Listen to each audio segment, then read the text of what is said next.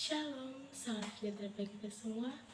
Perkenalkan, nama saya Nadia Kristen Panjaitan. Saya adalah mahasiswa dari Yakarta Rutung dengan Prodi Pendidikan Agama Kristen dengan NIM 2101011101. Adapun tujuan pembuatan video kali ini yaitu untuk memenuhi tugas mata kuliah teologi sistematika.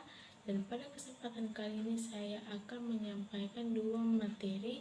Yang pertama kristiologi dan yang kedua itu pneumatologi. Baik, langsung saja kita mulai pembahasannya. Kristologi adalah cabang ilmu teologi yang membicarakan tentang posisi atau kedudukan Yesus Kristus di dalam agama Kristen. Yesus sendiri tampak seperti manusia biasa lainnya yang lahir oleh seorang perempuan dan dapat berbicara dalam bahasa manusia dan juga bertumbuh kembang layaknya manusia. Namun, yang jadi pertanyaan, mengapa ia sanggup melakukan perkara-perkara ajaib seperti menyembuhkan penyakit, mengusir setan, membangkitkan orang mati, dan banyak hal supranatural lainnya. Ada orang yang percaya kepadanya sehingga memperoleh hidup yang kekal tertulis pada Yohanes 3 ayat 16. Ada juga yang tidak percaya dan menolaknya karena itu mengalami kebinasaan yang kekal. Selanjutnya ada dua pendekatan kristiologi. Yang pertama, pendekatan kristiologi dari atas. Pendekatan ini lebih menekankan siapa Yesus sebelum dia datang ke dunia ini. Sementara pendekatan kristiologi dari bawah lebih menekankan keberadaan Yesus sebagai manusia. Selanjutnya, dua natur Kristus. Kristus memiliki dua natur. Yang pertama 100% ilahi, yang kedua 100% sebagai manusia. Keilahian Kristus memiliki bukti-bukti yang menunjukkan bahwa Yesus itu memiliki keilahian. Yang pertama, pernyataan Alkitab secara eksplisit. Tertulis pada Yesaya 9 ayat 5, Yohanes 1 ayat 1, Roma 9 ayat 5, Filipi 2 ayat 5b sampai 7, Titus 2 ayat 13, Ibrani 1 ayat 8, 2 Petrus 1 ayat 1, 1 Yohanes 5 ayat 20. Selanjutnya nama ilahi yang dikenakan pada Yesus tertulis pada Yesaya 9 ayat 5, Allah yang perkasa. Gelar yang sama untuk Yehowa di Yesaya 10 ayat 21. Nama Yehowa dikenakan pada Yesus baik di perjanjian lama terus pada Yeremia 23 ayat 6 maupun di perjanjian baru terus pada Yohanes 1 ayat 3. Yesus mempunyai sifat-sifat ilahi seperti kekal, maha kuasa, maha tahu, maha ada, dan tidak berubah. Yesus melakukan perbuatan-perbuatan ilahi, misalnya penciptaan, tertulis pada Yohanes 1 ayat 3, pengampunan dosa, tertulis pada Matius 9 ayat 2-7, pembaruan segala sesuatu, tertulis pada Filipi 3 ayat 21, penghakiman, tertulis pada Matius 25 ayat 3-32. Selanjutnya buktinya yaitu kesetaraan dengan Allah Bapa tertulis pada Yohanes 10:30, Yohanes 14 ayat 7-11. Setan mengakui Yesus sebagai Allah tertulis pada Matius 8 ayat 28-32. Dan Yesus menerima penyembahan tertulis pada Matius 14 ayat 33, Matius 28 ayat 9, Matius 17, Yohanes 9 ayat 38. Selanjutnya bukti-bukti kemanusiaan Kristus. Bukti-bukti kemanusiaan Kristus yang pertama, Yesus datang sebagai manusia tertulis pada Yohanes 1 ayat 14, 1 Timotius 3 ayat 16, Filipi 2 ayat 7-8, Ibrani 2 ayat 14, 1 Yohanes 4 ayat 2. Selanjutnya, bukti selanjutnya itu Yesus memiliki tubuh, tertulis pada Matius 26 ayat 26, Matius 28, Lukas 24 39, Ibrani 2 14. Selanjutnya, Yesus memiliki pikiran manusia, tertulis pada Matius 24 ayat 36, dan perasaan seperti manusia. Bukti selanjutnya, Yesus mengalami pertumbuhan dan perkembangan, tertulis pada Lukas 22 ayat 40, Lukas 52. Dan Yesus juga mengalami semua pengalaman manusia seperti lahir, lapar, letih, haus, tidur, menderita, dan mati. Selanjutnya, inkarnasi dan kenosis. Inkarnasi bisa diartikan masuk ke dalam daging. Tuhan masuk ke dalam daging untuk mengambil wujud manusia, untuk menyelamatkan umat manusia tentunya. Kedua, kenosis. Teori kenosis ini yaitu teori pengosongan diri. Teori kenosis ini berdasarkan Filipi 2:6-7 mengatakan bahwa anak Allah mengesampingkan sebagian atau seluruh sifat-sifat ilahinya supaya ia bisa menjadi manusia yang terbatas. Ketidakberdosaan Kristus. Siapakah di dunia ini yang berani menyatakan dirinya bahwa ia tidak berdosa? Saya rasa jika seseorang tersebut masih waras, pasti dia mengakui bahwa dirinya adalah manusia yang berdosa. Berbeda dengan Tuhan Yesus, tertulis pada Yohanes 8:46 bahwa Tuhan Yesus menyatakan bahwa dirinya tidak berdosa. Yesus berkata, "Siapakah di antara kamu yang membuktikan bahwa aku berbuat dosa? Apabila aku mengatakan kebenaran, mengapakah kamu tidak percaya kepadaku?" Demikianlah firman Tuhan. Ketidakberdosaan Tuhan kita berarti bahwa ia tidak pernah melakukan apapun yang tidak menyenangkan atau melanggar hukum Taurat yang harus ditaati semasa hidupnya di bumi atau gagal menampakkan kemuliaan Allah dalam masa hidupnya. Yohanes 8 ayat 29. Jika Tuhan Yesus sendiri adalah manusia yang berdosa, bagaimana mungkin ia dapat menyelamatkan umat manusia yang berdosa? Karena ia sendiri pun butuh diselamatkan karena keberdosaannya. Oleh karena itu dosa yang begitu banyak dan besar yang harus ditanggung oleh Yesus Kristus di atas kayu salib menuntut suatu pengorbanan yang sempurna. Pengorbanan itu dilakukan oleh seseorang yang tidak berdosa. Dan karena Kristus memang tidak berdosa, makanya ia adalah juru selamat manusia yang sejati yang telah menebus dosa umat manusia. Kehendak Yesus itu sempurna, oleh karena itu ia tidak pernah berpikir tentang tentang kehendak yang tidak sempurna itu. Selanjutnya karya Kristus. Yang pertama ada kelahiran Kristus.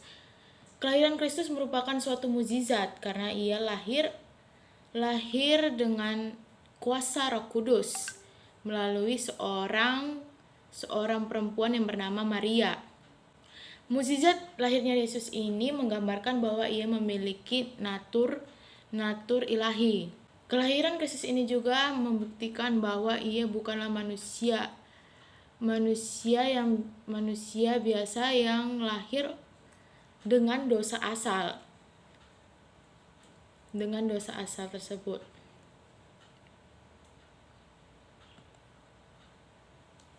Selanjutnya, kematian Kristus.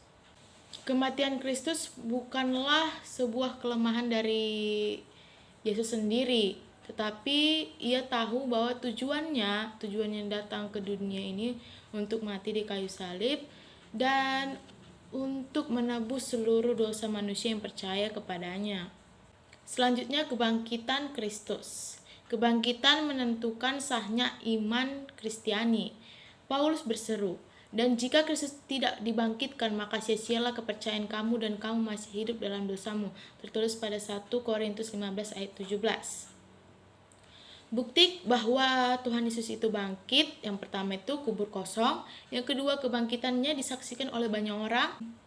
Para murid diubahkan dan menjadi berani dan giat memberitakan Injil. Dengan kebangkitan Kristus ini memberi pengharapan kepada orang yang percaya kepadanya sebab ia berkuasa membangkitkan umatnya. Selanjutnya kenaikan Kristus. Peristiwa kenaikan Kristus ke surga terjadi pada hari yang ke-40 setelah kebangkitannya. Bukti kenaikan Kristus. Peristiwa ini disaksikan oleh lebih dari 500 orang di Bukit Zaitun, tertulis pada 1 Korintus 15 ayat 6. Dan kenaikan Kristus dilukiskan dalam Markus 16 ayat 19, Lukas 24 ayat 51, dan Kisah Rasul 1 ayat 9. Pneumatologi adalah pengajaran tentang Roh Kudus. Kita ketahui bahwa Roh Kudus adalah satu pribadi Tuhan dalam konsep Tritunggal. Allah Tritunggal. Keilahian Roh Kudus tidak dapat dipisahkan dari doktrin Trinitas. Allah Tritunggal ialah satu keberadaan Allah dalam 3 pribadi, Bapa, Anak, dan Roh Kudus. Jadi Bapa adalah Allah, Anak adalah Allah, dan Roh Kudus adalah Allah. Ini tidak menyatakan 3 Allah, melainkan 1 Allah. Roh Kudus adalah satu pribadi. Kepribadian Roh Kudus kita bisa lihat dari sifat-sifatnya. Roh Kudus menunjukkan bahwa dia adalah pribadi. Sifat-sifat Roh Kudus menunjukkan bahwa dia adalah pribadi yang hidup dan seorang individual dan bukan hanya tenaga.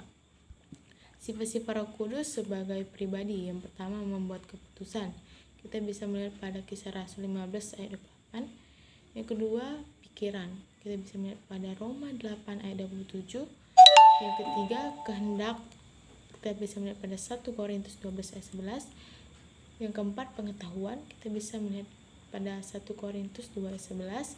Dan perasaan seperti kasih, duka cita, sukacita, tertulis pada Roma 15 ayat 30, Efesus 4 ayat 30, 1 Tesalonika 1 ayat 6. Tindakan Roh Kudus sebagai pribadi. Tindakan Roh Kudus sebagai pribadi dapat melakukan hal-hal berikut. Contohnya, yang pertama itu mengajar dan mengingatkan, tertulis pada Yohanes 14 ayat 26. Bersaksi, tertulis pada Yohanes 15 ayat 26. Memimpin kepada kebenaran, tertulis pada Yohanes 16 ayat 13. Berbicara, tertulis pada 1 Timotius 4 ayat 1. Melarang, tertulis pada Kisah Para Rasul 16 ayat 6. Menyelidiki, tertulis pada 1 Korintus 2 ayat 10. Bersekutu, tertulis pada 2 Korintus 13 ayat 14. Memohonkan, tertulis pada Roma 8 ayat 26. Dan memimpin, tertulis pada Lukas 4 ayat 1 dan Roma 8 ayat 14. Sebagai pribadi, Roh Kudus juga dapat dihujat, tertulis pada Matius 12 ayat 31. Dan juga dapat ditolak, tertulis pada Kisah Para Rasul 7 ayat 51. Dapat berduka, tertulis pada Efesus 4 ayat 30, dan dapat dihina, tertulis pada Ibrani 10 ayat 29. Pernyataan bahwa manusia dapat melakukan hal-hal ini kepada Roh Kudus menunjukkan bahwa dia adalah satu pribadi. Roh Kudus adalah Allah. Sifat-sifat Bapa dan Anak yang juga dimiliki oleh Roh Kudus antara lain keberadaan yang kekal, ada di mana-mana, maha kuasa, dan maha tahu. Karya ilahi dari Roh Kudus. Yang pertama, penciptaan, tertulis pada Kejadian 1 ayat 2. Kedua, kelahiran Kristus, tertulis pada Matius 1 ayat 20. Yang ketiga, inspirasi kitab suci, tertulis pada 2 Petrus 1 ayat 21. Regenerasi, tertulis pada Titus 3 ayat 5. Perantara, tertulis pada Roma 8 ayat 26. Pengkudusan, tertulis pada 2 Tesalonika 2 ayat 13. Penolong orang-orang kudus, tertulis pada Yohanes 14 ayat 16. Roh Kudus dalam pewahyuan dan inspirasi. Dalam kebenaran biblika, wahyu berarti Allah menyatakan kepada manusia sesuatu yang kalau tidak manusia tidak akan mengetahuinya. Kita bisa melihat pada Yeskiel 2 ayat 2, Yeskiel 8 ayat 3.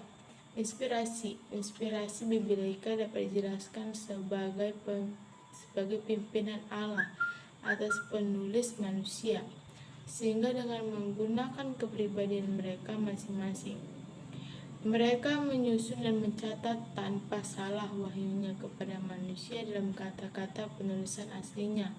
Perbedaan wahyu dan inspirasi: wahyu menunjukkan pada materi, sedangkan inspirasi menunjukkan pada metode. Representasi Roh Kudus. Representasi Roh Kudus pertama sebagai merpati. Merpati menggambarkan Roh Kudus yang turun atas Kristus pada saat awal pelayanan. Kedua, jaminan tertulis pada 2 Korintus 1 ayat 22. Yang ketiga, api. Pada hari Pentakosta, lidah api dibagikan dan tinggal di atas para rasul, tertulis pada Kisah Para Rasul 2 ayat 3. Minyak adalah tipologi Roh Kudus sebagaimana praktik di Perjanjian Lama, di mana pengurapan para imam dan raja-raja merupakan tipologi dari pelayanan Roh Kudus. Meterai. Roh Kudus dilihat sebagai meterai bagi orang percaya, tertulis pada 2 Korintus 1 ayat 22 sebagai air. Air adalah suatu tanda dari Roh Kudus yang menunjukkan pada hidup kekal. Sebagai angin merupakan presentasi yang paling alamiah dari Roh Kudus, karena kata Roh Kudus yaitu pneuma yang diterjemahkan sebagai angin. Demikian pula roh, tertulis pada Yohanes 3 ayat 8. Baptisan sebagai karya Roh Kudus. Definisi baptisan Roh Kudus dapat dijabarkan sebagai pekerjaan di mana Roh Kudus menempatkan orang percaya ke dalam persekutuan dengan Kristus dan ke dalam persekutuan dengan orang percaya lain dalam tubuh Kristus, tertulis pada 1 Korintus 12 ayat 13. Pemateraian oleh Roh Kudus. Pemateraian oleh Roh Kudus adalah salah satu dari banyak karya Allah yang ditujukan pada orang percaya untuk menjamin keselamatannya. Kita bisa melihat pada 2 Korintus 1 ayat 22, Efesus 1 ayat 13, Efesus 4 ayat 30. Ide prinsip dari materai adalah kepemilikan. Orang percaya dimateraikan oleh Roh Kudus untuk menyatakan bahwa orang percaya adalah milik Allah. Pengertian karunia Roh Kudus. Mengidentifikasi karunia rohani adalah karisma, artinya pemberian berdasarkan anugerah. Kata karisma menekankan bahwa satu karunia rohani adalah pemberian berdasarkan anugerah Allah. Hal itu bukan perkembangan kemampuan secara alamiah, melainkan suatu pemberian yang dilimpahkan kepada orang percaya, tertulis pada 1 Korintus 12 ayat 4. Pemenuhan oleh Roh Kudus. Arti dari dipenuhi dalam bahasa Yunani itu pleroste adalah penguasaan. Roh Allah yang menyertai. Berarti artinya itu penguasaan Roh Allah yang menyertai, yaitu pribadi yang harus secara terus-menerus mengontrol dan mendominasi kehidupan orang percaya. Hasilnya akibat dari dipenuhi oleh Roh Kudus akan menghasilkan buah-buah roh, sebagai kontras dengan perbuatan-perbuatan daging yang dihasilkan berdasarkan berjalan dalam daging. Galatia 5 ayat 19-21. Dipenuhi oleh Roh Kudus menghasilkan kasih, sukacita, damai, sejahtera, kesabaran, kemurahan, kebaikan, kesetiaan, kelemah lembutan, penguasaan diri. Pada ayat 22 dan ayat 23 pada Galatia. Penutup. Begitu kita diselamatkan dan menjadi milik Allah, Roh Kudus berdiam di dalam hati kita untuk selamanya memateraikan kita dengan meneguhkan, mengesahkan, dan menjamin keadaan kekal kita sebagai anak-anaknya. Hendaknya menjadi alasan bagi kita untuk selalu bersukacita, kuat dan berpengharapan, serta menikmati penghiburan yang besar di dalam Roh Kudus. Yohanes 14 ayat 16.